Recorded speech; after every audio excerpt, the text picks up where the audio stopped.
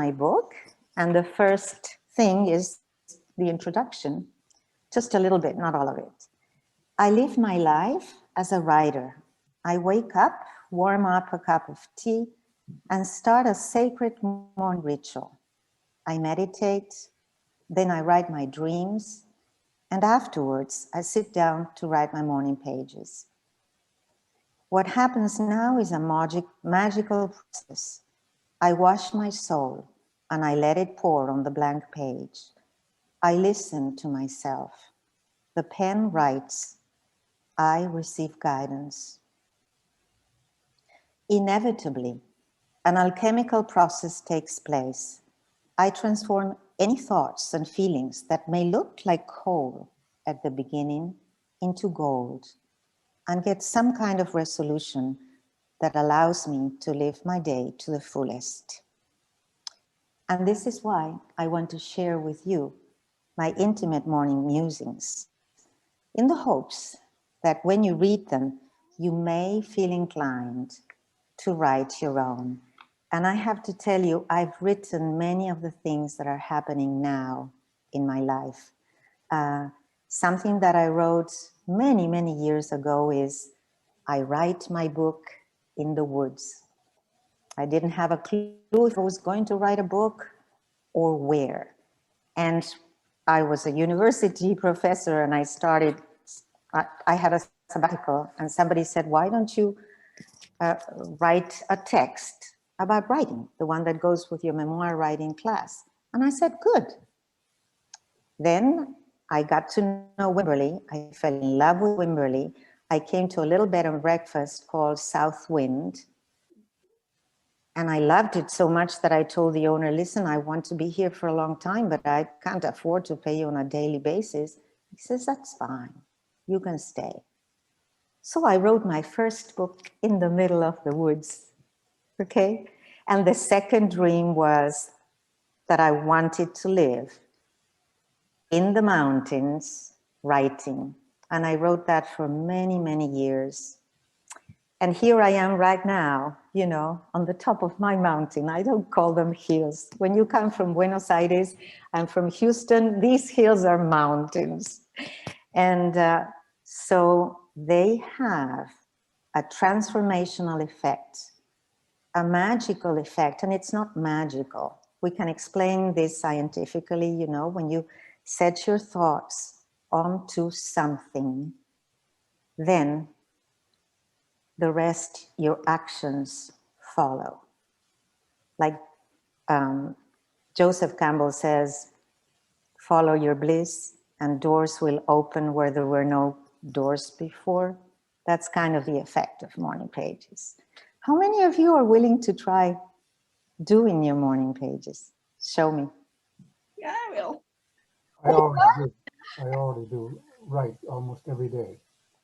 You already write almost every day. Whether it's wonderful. I do book reviews. So those of you who raise your hand, I do book reviews professionally. Good. Thank you.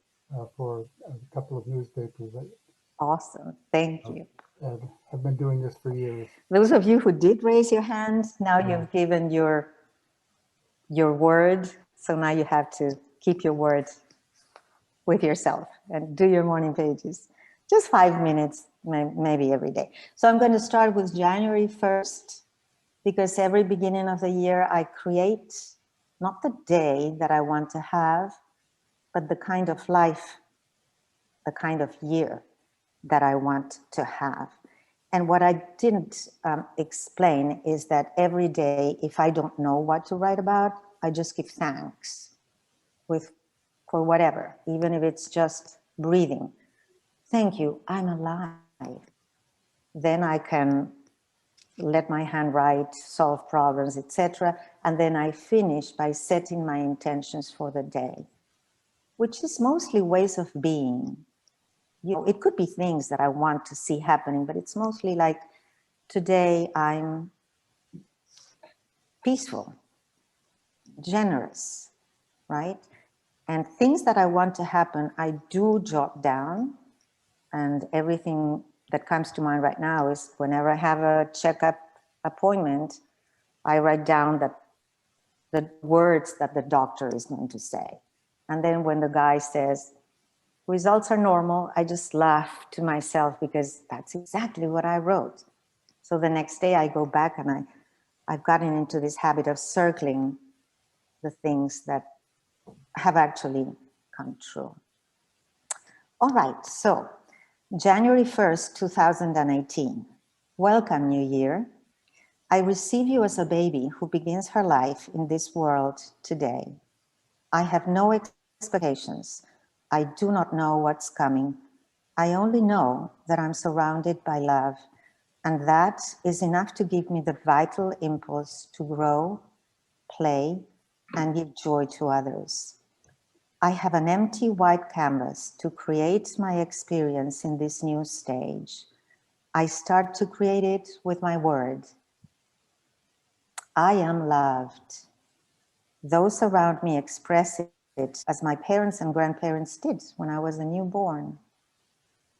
I begin to understand the language of those who flood me with words. I understand others. I accept them, and I am grateful for how they consider me on a daily basis. Everything amazes me with a feeling of novelty and discovery. I express myself with clear and compassionate words.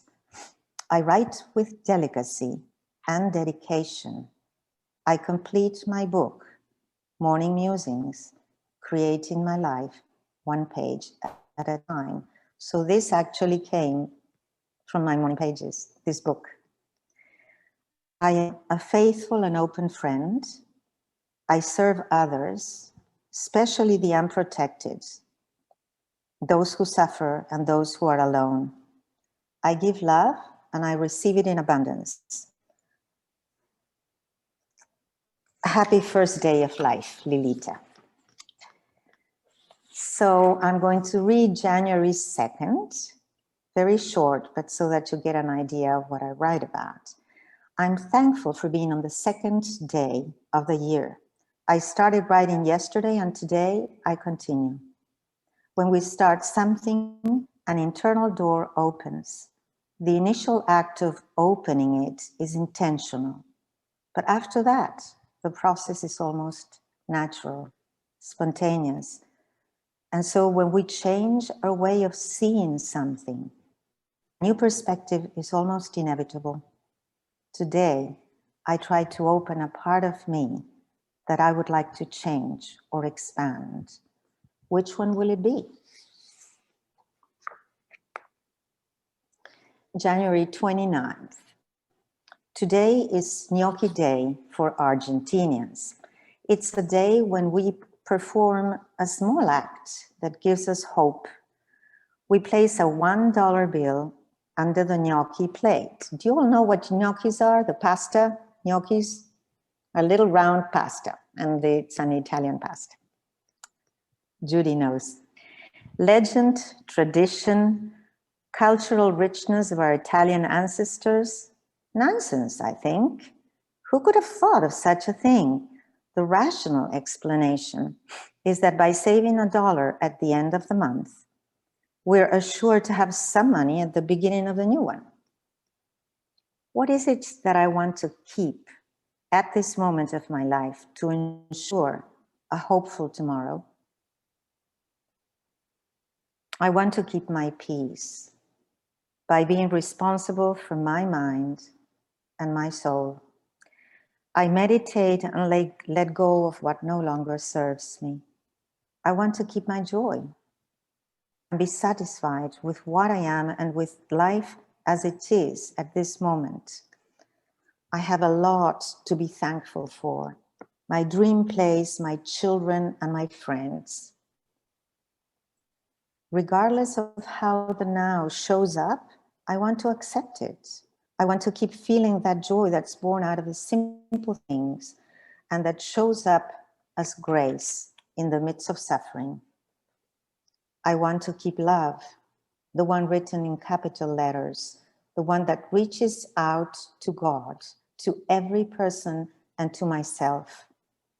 That unconditional love that gives the benefit of the doubt, that trusts others and life while it radiates enough light to keep others warm. I want to keep friendship because it is through it that I get to know myself, express my inner being, and give myself to others.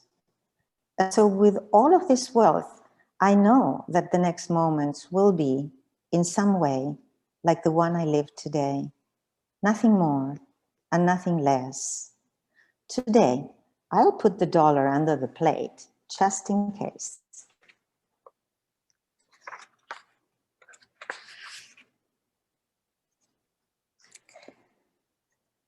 February 1st, thanks for the grace today. Thanks for being alive. As you can tell, I didn't know how to start my morning page, right? Thanks, thanks, thanks. 3 times thanks. The number 3 is associated with alchemy, the transmutation of matter. And just as coal, when heated at high temperatures, becomes a diamond, so our life is transformed by suffering, illnesses, and adverse circumstances until the outer shell is peeled and our interior glow begins to show. The heart shows there's a glimpse of our soul that can be sensed. This is how we shine with warmth, passion, ideals, strength, and love. Today I drop my layer of considerations, fears, and doubts. I allow my inner being to shine, the one that is connected with God.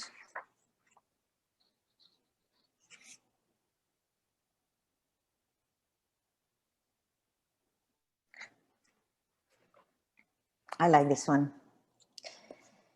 The sight of some animals walking by my window startles me.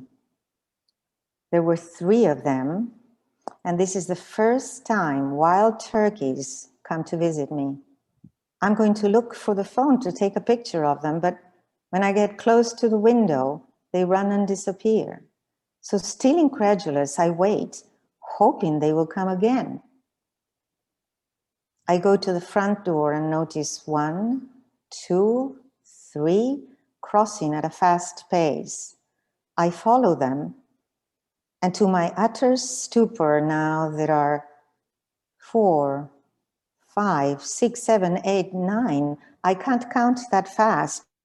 I follow them to the back window, 10, 11, 12, 20, 21, walking in perfect procession. My heart stops. I am in a trance. In an instant, they perceive my presence, and as if by magic, they soar up to the sky together. My eyes fixed on them above are already full of tears. I feel deep emotion and immense gratitude for having witnessed this miracle. 21 wild turkeys at home. My joy is already euphoria. I urgently call my children. I want to share this moment with them. No one answers. Could it be that I have to live this alone? Like so many other occasions when I have been in the presence of something magical? So it is. There are some deep moments that happen in our own company and fill us with glory, strength, and hope. They are the ones that make it clear to us that our life is a mystery indeed. Sarah, my daughter-in-law, answers the phone. I tell her everything, as excited as a kindergarten girl could tell her mom that she was able to read for the first time. She listens to me and shares my happiness. 21 wild turkeys. Are they a symbol of something? I find out that the turkeys for Native Americans represent generosity and abundance. And this is what I felt in my own flesh. Sally, my old colleague at school, answers the phone. I can't stop talking until I finish my story. And I thank her for being there as always. And I'm going to share the last one. And this is April 26. Happy anniversary. I can't believe it's been 2 years since I arrived in Wimberley. I stepped into my new house with my heart bursting. I had fulfilled my dream.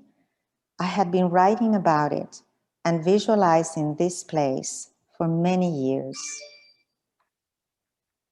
In my mind and on paper, I had thought and written, I live at the top of a hill, mountain, and I teach writing. Right now, I'm here at the top of the hill. My writing group came yesterday. And this is proof that dreams do come true and that you can imagine and create the kind of life you want to have. I owe it to my morning pages, started a very long time ago. I am so grateful.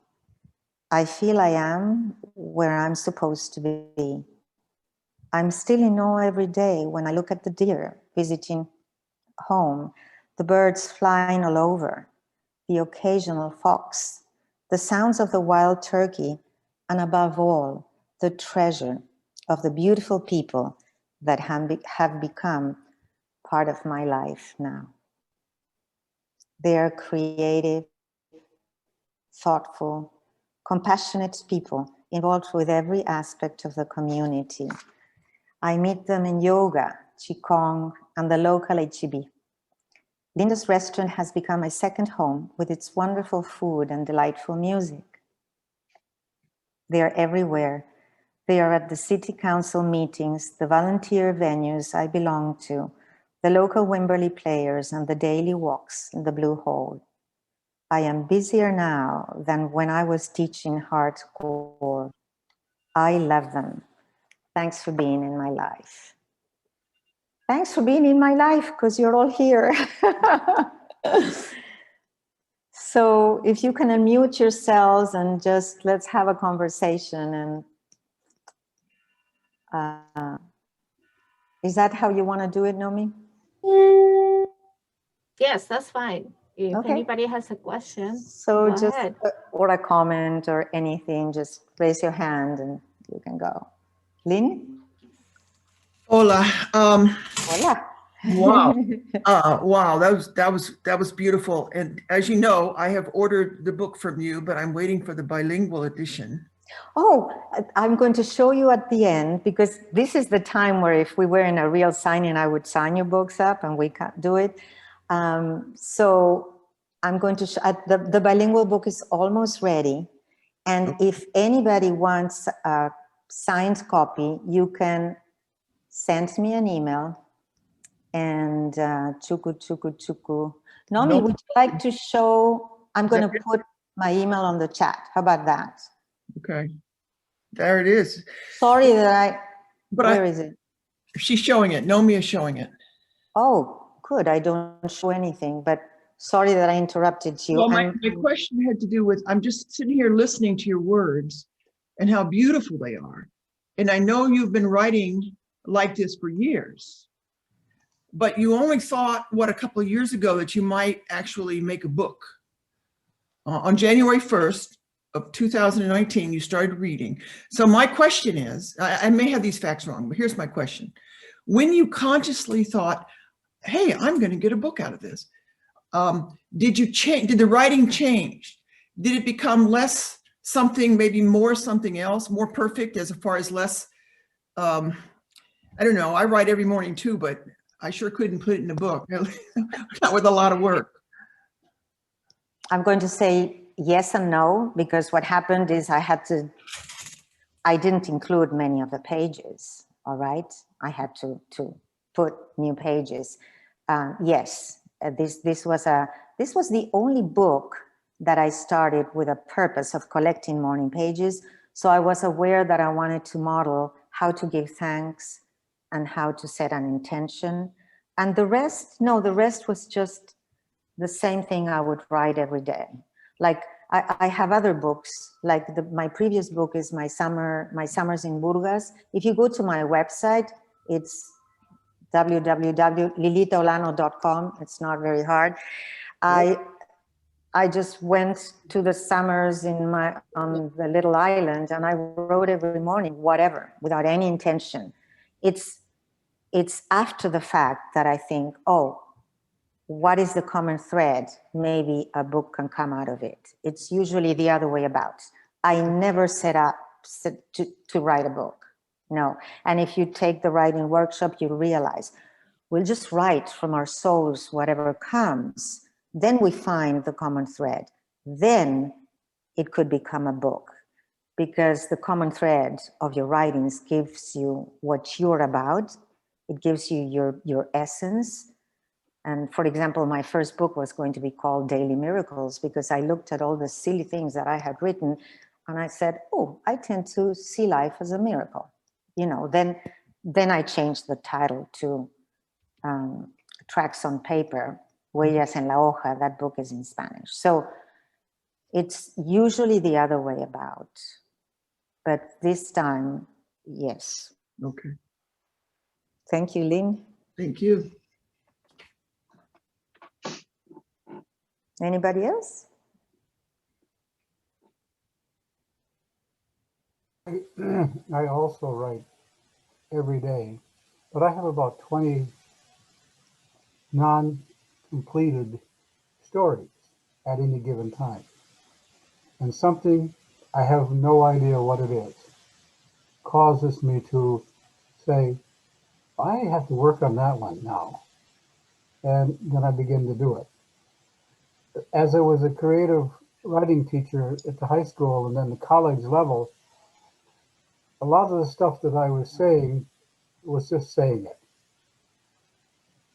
I didn't like to use blackboards. I would say it. And I found out later students were writing some of these things down, and I asked if they would give some of them back to me so that I could write them down myself. And that became the creative writing manual for my high school, for the creative writing class. We had two working authors, myself and one that did poetry. And one was creative writing poetry, which was Jim Swanson, who was a much better writer than I am. And then the other one was creative writing, Al Schaff. And we began to get praise from a lot of parents and from teachers coming back. So we put them into a combination of books. No intention of doing it, but mostly it was because whatever I was putting out there, saying in the classroom, somehow was sticking. And so now I get up and look at which story have I not finished? Yeah. Which story have I not dared to put on paper?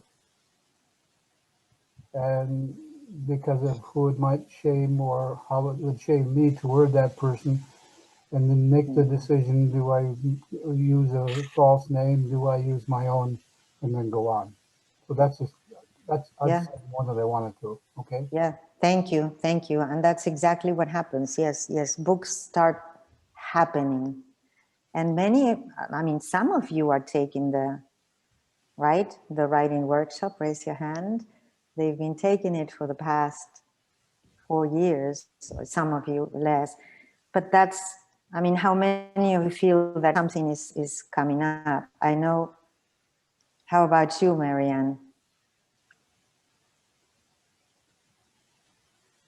Do I feel like something's coming up? Yeah, like in the sense of your book.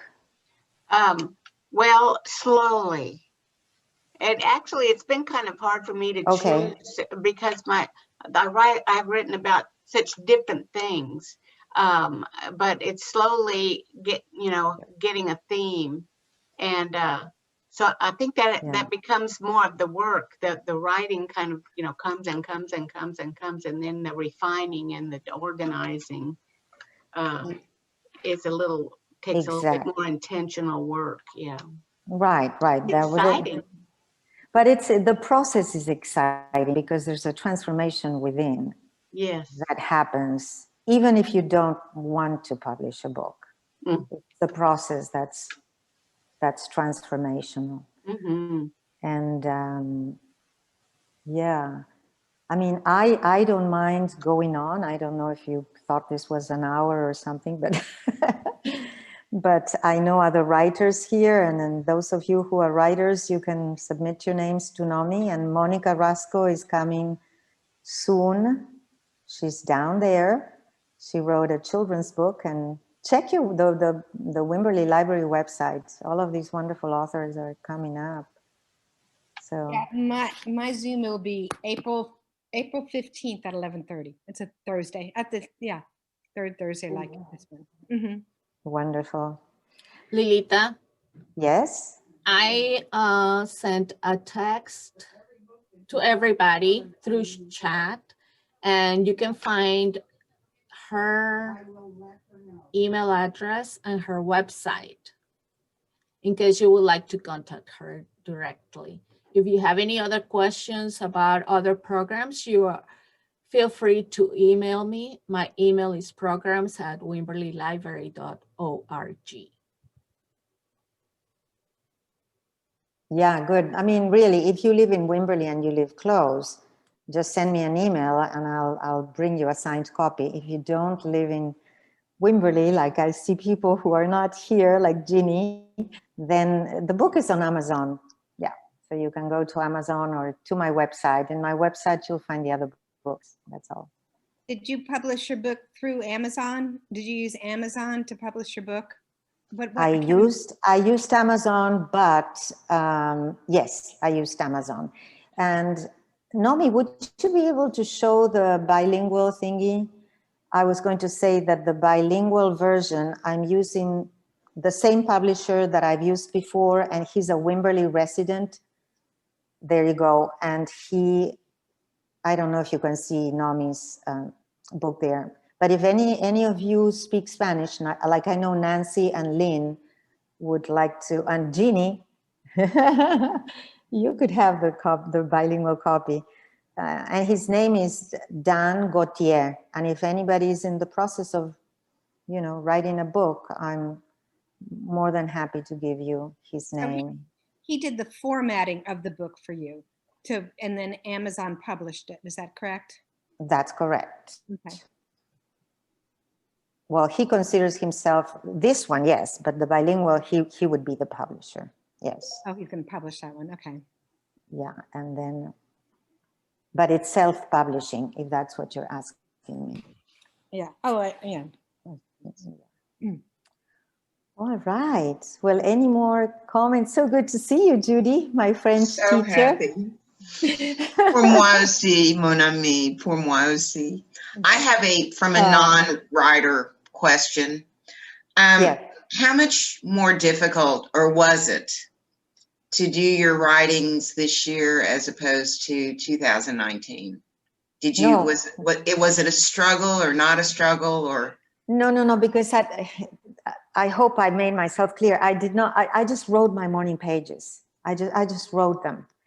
And if there were some that were too private, to be honest with you, or like Lynn said, sometimes write, thank you for being alive, blah, blah. I mean, that's not very intentional, So those, I had to bring some from 2019 from the same day. That's actually the process I use. No, I didn't take it as a task. I wrote my morning pages. And let me tell you, if you do that, you'll find it amazing. I mean, yeah, many of my books just happened like that. Okay. And then if you don't, let's say you have a story to tell and you're in a different category because you have a story to tell, then you just allow your hand to come. You never force yourself. Like I remember I was in Spain in the Basque country, and I was renting a house all by myself. And there was no TV, nothing was on at night. I was all by myself, and I said, well, there's nothing I can do but write. So I started writing my experience through cancer. And I sat down and I said, today is April 26. And I just allowed my hand to go on. And then the book, like Al says, takes a life of its own, you know. Then you think, oh, maybe I can include this and maybe I can include that. The process is natural because there are steps in the writing process, right? The beginning is the composing. You write. And the second one is the revising process, where you start looking at each piece of your writing and you make it better. And there are certain strategies, you know, you look at if you've painted a picture rather than telling a story, like if you describe the characters, describe the setting, if you've used the characters' words rather than using reported speech, you know, she said that, you say, boom, she shouted. And there are many other strategies like that. If what you wrote is clear, if there are things that you've repeated and it's boring, if there are things that are missing, so all of that goes in the revising stage. And then you go, the last one would be the editing, when you really spell check and all that. And then the publishing becomes a matter of, okay, what do I want this book to look like? But yeah, it's fascinating when you just write and then you look at all of the pieces and you see there is something here that I need to express. And if I don't express it, I die, so to speak. And that is my view of life. And many times that becomes the title of your book. So the process is really the opposite. You start writing because you want to write. I never have an audience in mind. This was the only time when I set the intention of collecting my morning pages. Not, you know, and made into a book, but I didn't write thinking about that all the time at all. So, yeah. Sometimes, Nancy? Yeah, well, just to add on to that, in my experience, I had like 3 early memories that were stuck in my brain. And I just had to get, at some point, I mean, we're talking decades, I finally sat down and put them on paper. And amazingly enough, once I did that, before I started editing them or anything, it also triggered a lot of other memories. And then I started putting those down, and then I started seeing a common theme that was threading through these memories. That's excellent. How many of you would be interested in having a writing workshop through the library, maybe? You know, since most of you are writers. Just 1, 2, all right. Sarah, I don't believe I've met you. Would you like to tell me a little bit, if you unmute? But you have to unmute. There's a little microphone that, yeah. I've been in Wimberley. I've been in Dripping Springs for many years, but in Wimberley for a little bit over a year, and confined to the house. So I haven't gotten out and met too many people. I look forward to doing that and plan on doing that now that I have both my shots. But Yeah. I would be interested in a writing workshop. I think much more fluidly than I sometimes talk. And I would like to be able to put that down and read it back at some time or whatever, but I would like to do that. Yeah. I mean, if we were to have something, it would be over Zoom. Yeah. But start writing your morning pages. That's what's going to give you the fluidity in writing. All right. Well, any last comments, Monica? Yes, you've been very inspiring, Lilita. Maybe I don't want to commit to doing anything every day, because there's so many things you have to do every day anyway. You mean the morning pages? Yeah, but no, you've been very inspirational. Thank you for your talk. She is inspirational. Mhm. Yes, Lilita, thank you so much for your inspiration. And thank you everybody for being here. And thanks for Thank putting you. it together. Yes. Sure. Thank you. Thank you, Nami. Thank You're you. welcome. Merci. Thank you. Bye. And Bye, Jeannie, everybody. let's À la talk on the prochaine. phone. Huh? Yes. À la prochaine. Next time. What? I couldn't understand that. What? I said à la prochaine, the next time. À la prochaine. Oui. Bye bye. Bye. Bye-bye. Wow. Yeah,